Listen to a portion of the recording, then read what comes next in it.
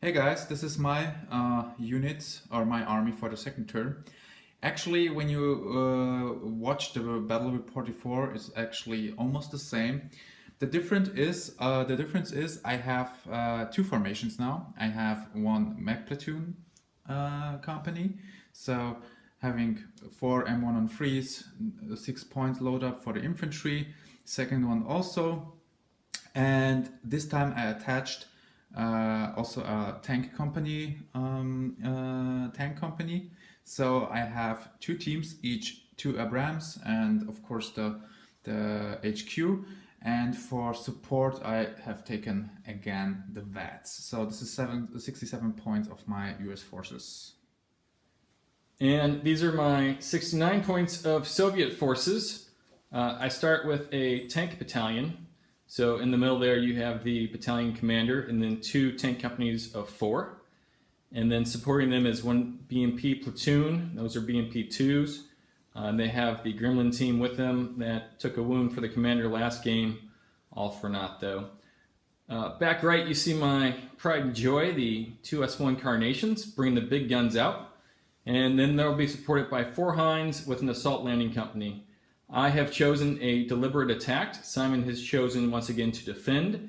We are attacking in the same territory, so we're using the same game board as the Soviets failed their hasty attack, have gone to deliberate attack to try to push through American lines into Austria. Okay, the second game in the campaign is going to be a bridgehead. Simon's going to be defending the far part of the table. It's split in half by the river. I've placed an objective on either side of the river. He has this large square to deploy his forces.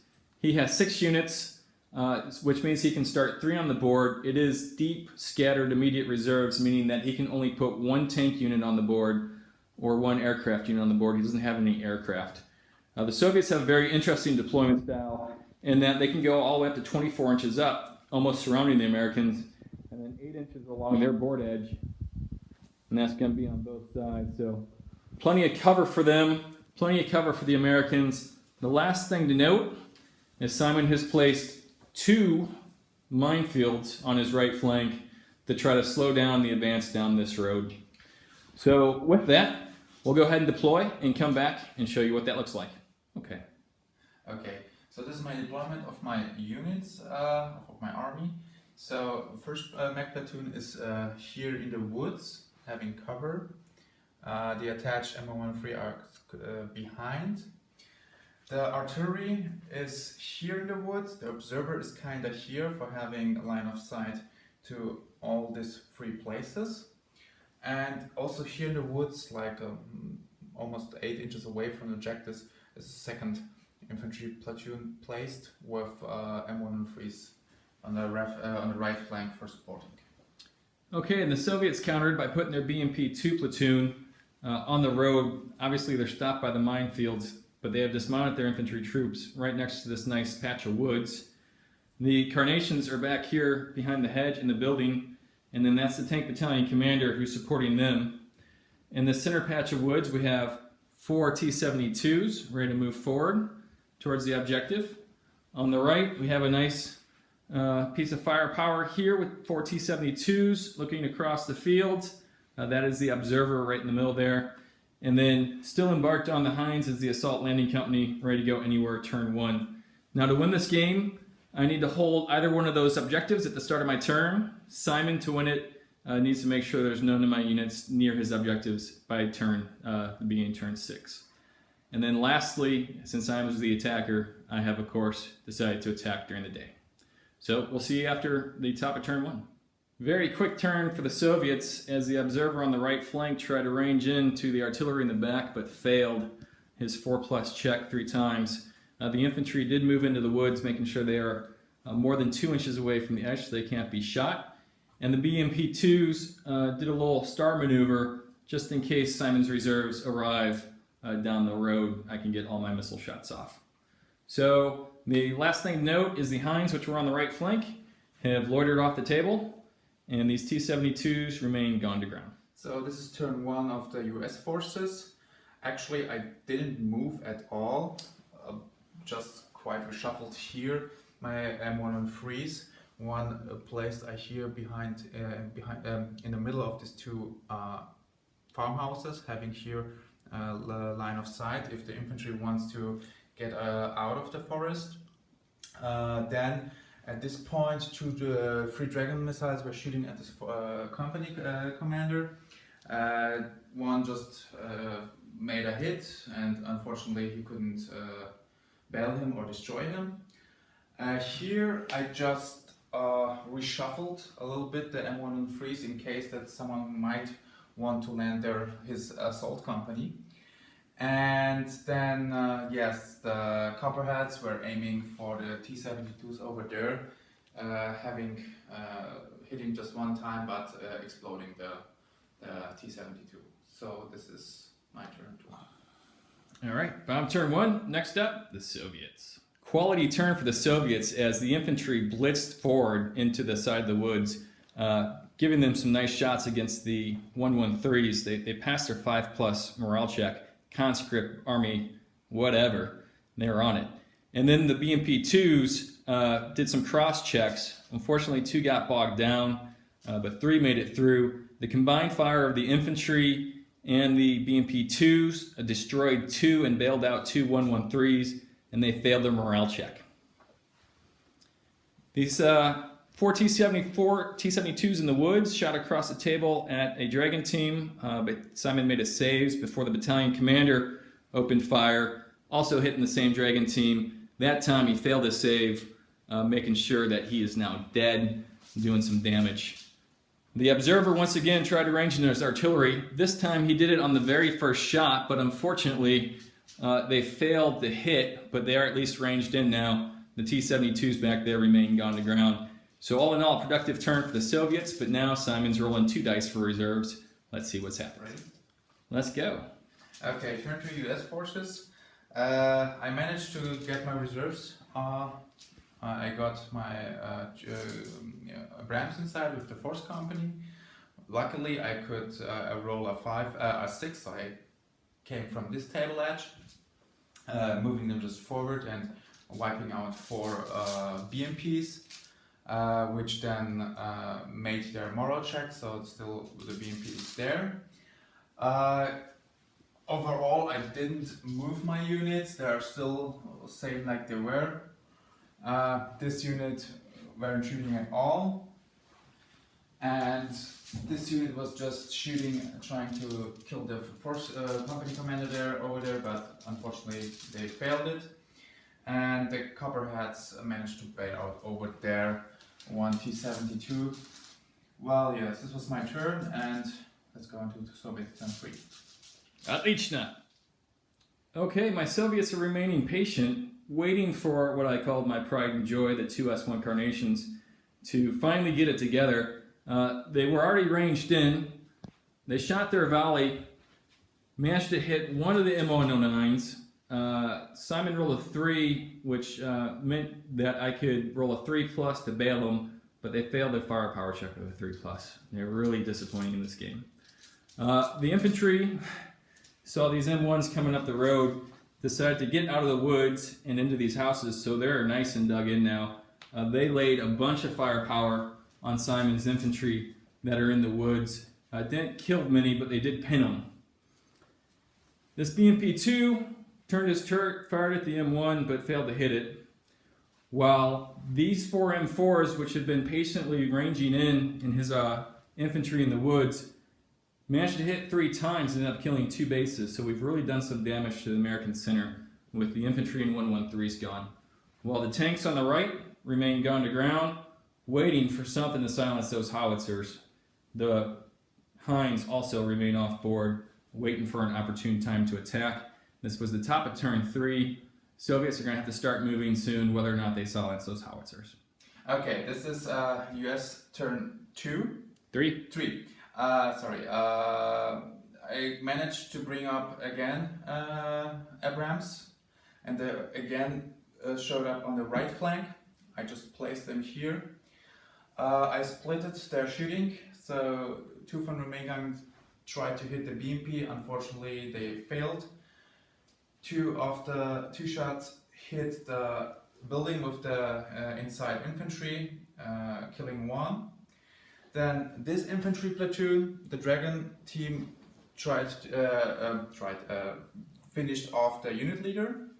The saws also showed all what they got into this building with the unit, killing 3 more.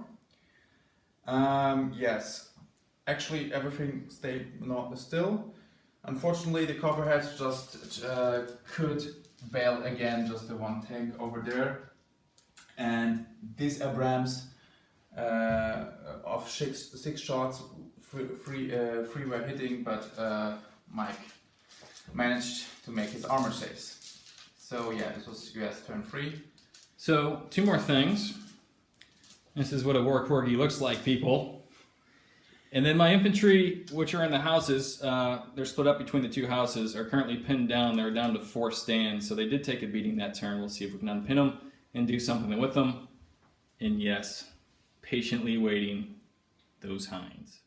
All right, on the Soviet right flank, those tanks remained in place. I was going to start moving them forward, given the artillery's been ineffective.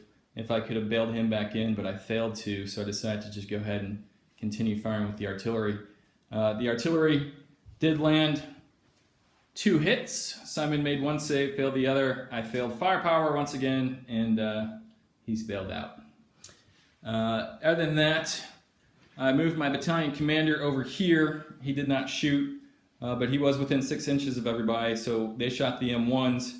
They did manage to score 1 hit and bailed 1 M1 out. Simon equaled the armor rating, and then I did roll firepower. And then the coup de grace, coup de grace, I brought in my 4 hinds. They survived all the anti-aircraft fire. They unloaded on these 2 M1s, and they missed wildly, all 4 of them. So, all that waiting, nothing to show. So, Simon will get his VADs in. Let's see what side he gets them in on. See you next turn. So now US turn 4. Finally, I could bring inside my VADs. They succeeded a blitz move, and then they went road dash until here. Everything else almost stayed in position. I just moved up the tanks, the Abrams here, this 1 platoon before here, and this one to this forest edge. These 2 units were shooting at this infantry, killing 1. This dragon and the saws also to manage to kill 1. This tank also shoot inside of this building, and these tanks shoot it at your carnations. Rolled quite bad, just managed to destroy 1 carnation. Yeah, and of course my copperheads were aiming over there. Unfortunately, they couldn't do anything. So this was my turn 4. Let's go ahead to turn 5. So Here come the Soviets. Well, it's really just not my night. My hinds swept over across the field. In support, I moved my tanks out of the crops and out of the woods here. Unfortunately, 2 bogged down, all in an effort to shoot at Simon's VADs. So the 6 tank shot only scored 1 hit. Did manage to kill 1 VADs, but he passed his morale check. Did fire some smoke. The pink die represents the 8 inches since I'm down to 2 howitzers. To try to screen my forces as they come up the right flank. But the real disappointment here was the helicopters once again. Did very poorly on their saves, so they had 1 shot down by a 50 caliber machine gun, and then shot 3 missiles into the 113s, only hitting once and failing its firepower. So once again, Hinds today have just not been doing the job. See what happens next turn, which will be bottom of turn 5. Turn 5 US. I tried to just move my Abrams. So of 5 Abrams, 2 bucked down. Unfortunately, also this VADs over there bucked down when he tried to cross into the woods. This 1 Abram gloriously failed to hit anything on the carnation, so I was forced to shoot even with these 2 guys on this carnation. So in the end, destroying these two carnations. Over here, the Copperheads managed to destroy the T-72 over there. Then I had 3 shots of dragon missiles inside towards the Hinds, managing to destroy one. Then also 3 shots from the Laws inside the Hinds and causing nothing. And yes, so this was my turn 5. So these guys need a morale check. I'll roll that right now. On a 3 up, they'll stay. That's a 6. So they will continue to fight.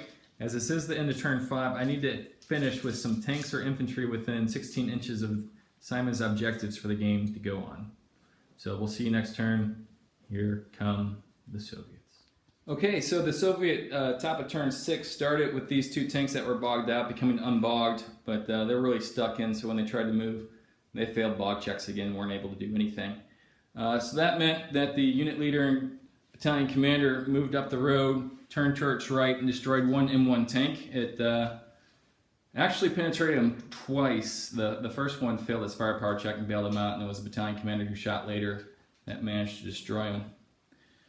These 2 T-72s bravely moved forward, shooting once into the VADs but missing, and then the other one shooting into the artillery back there and also missing. Over here is where my Hinds used to be. They came over in order to shoot at some tanks, but they were destroyed by some long-range 50 caliber fire, having failed to save. One of them was, the other one failed its morale check and flew west again, I believe. Pretty soon NATO's going to have its own battalion of Hinds. It's going to be awesome. And then Simon was faced with a morale check for his Abrams platoon, and he failed that one.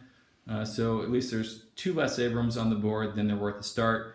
I do have some units within 16 inches of the objective, but it's looking pretty dire. We see if we can chase them off, but it's looking doubtful. But bomb at turn 6, here we go. Okay. So this is turn 6, US Army. Well, I just actually, these tanks which are bogged here, just unbogged. He went over here. He tried to he managed to shoot out this T-72. Later on, the tank commander failed his 2-up morale check, so he has no units anymore in good order, and so automatically it's lost. It is lost. Then here I went over with this Abrams, hitting the tanks on the backside, blowing them up, and Paladins also destroyed one of this one and bogged the other one, and 3 shots from the Dragons didn't do anything. These units were shooting into this lone infantry squad over there with the RPG, which managed to save a couple of hits. He now surrenders. And yes, he now probably surrenders. So this was our game. US Army again in a row managed to defeat the dictatorship from the east. Whoa, whoa, whoa, whoa. We are a communist government of the people. And we'll be back with some closing comments after I process all this.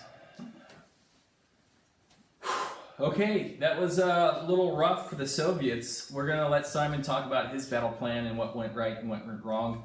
And then we'll talk about what the Soviets were trying to do and why it didn't work. So I think the battle plan worked out like 70%.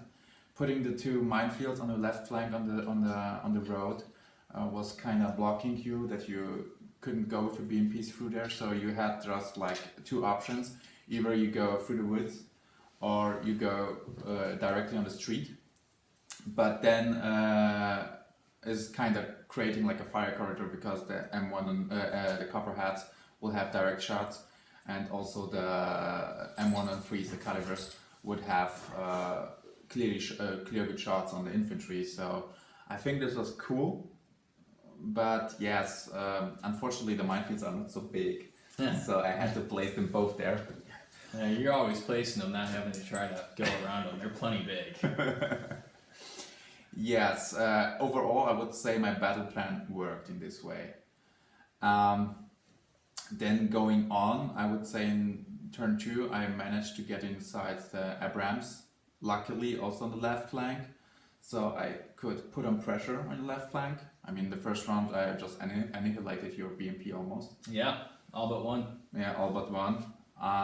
So this threat from possible Sagar missiles was actually abandoned because, I mean, you have one shot, but it statistically hits on a at least on a 4 when I was in cover on a 5, so statistically won't happen much there.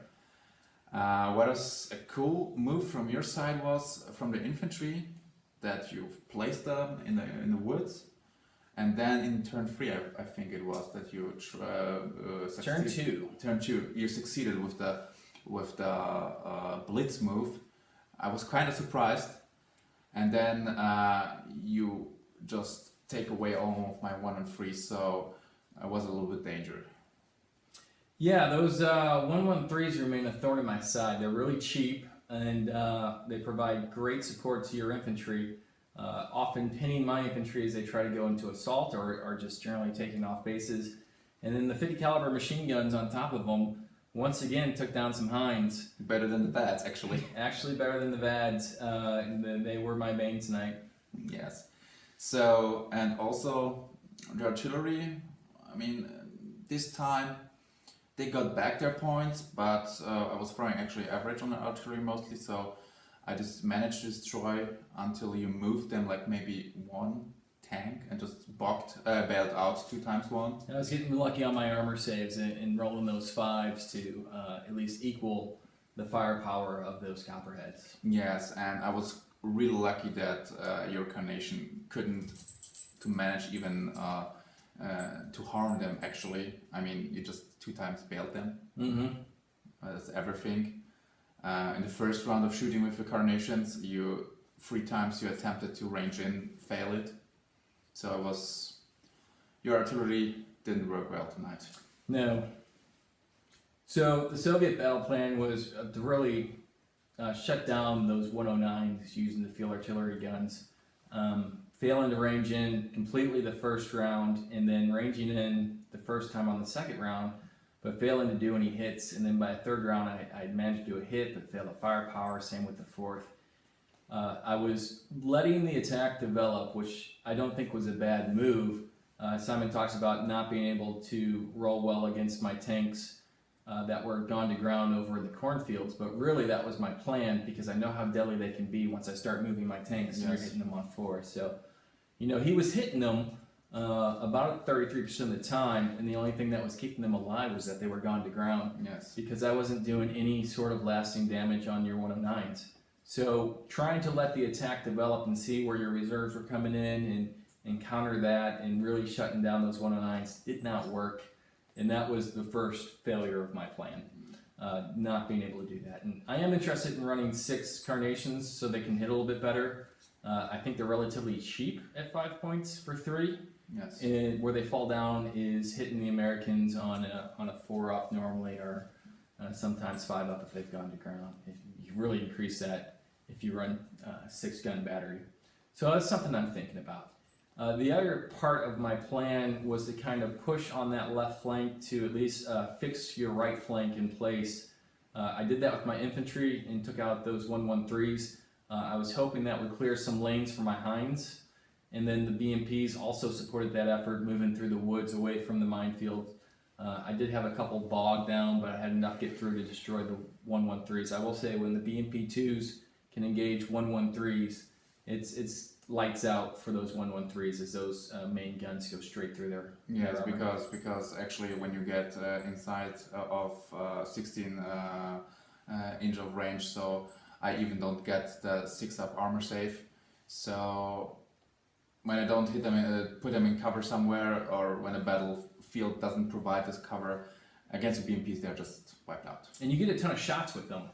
So even though you're hitting on 4s or sometimes 5s or 6s, you're getting enough shots that you're doing damage, going straight through the armor. So even if you fail your firepower check, you're forcing them to take multiple rolls to try to pass their bailout, and then when they don't, they just flee. So that worked out pretty well. But from there, it was really downhill. It's because the rest of the attack didn't develop again, because the Carnation's not doing anything. When I did bring the Heinz on, Let's talk about this, Heinz. I would have really have liked to have seen, been able to take out some more of your 50 cals. Again, the 109s have those 50 caliber machine guns. You have good AA on your M1s.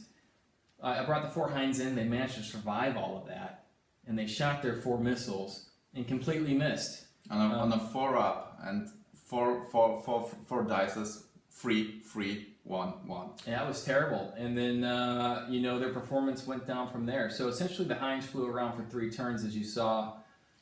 They only managed to bail 1 M113, and at the end of the day, they got shot down by an AR-50 caliber machine gun, and I had one guy left, and he failed his morale check, and I can't blame them for their performance.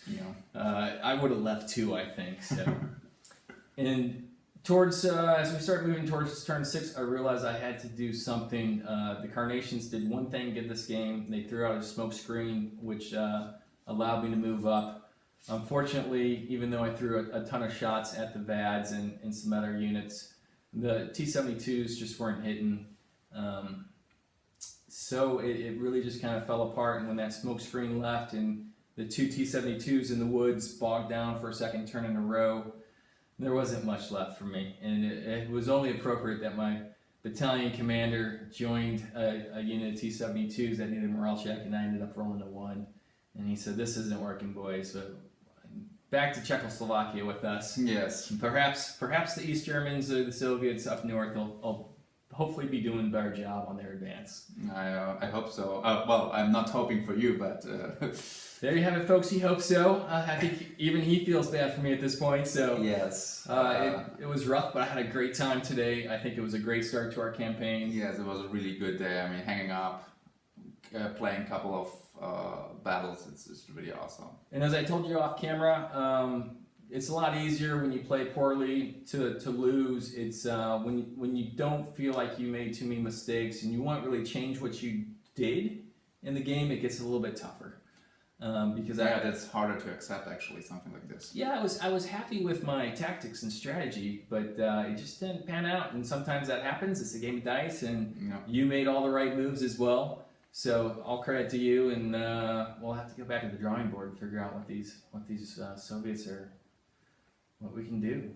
So come back and see us in game 3. It's going to be a little bit, but we'll be back for more. So see you later. До свидания, товарищи. До свидания.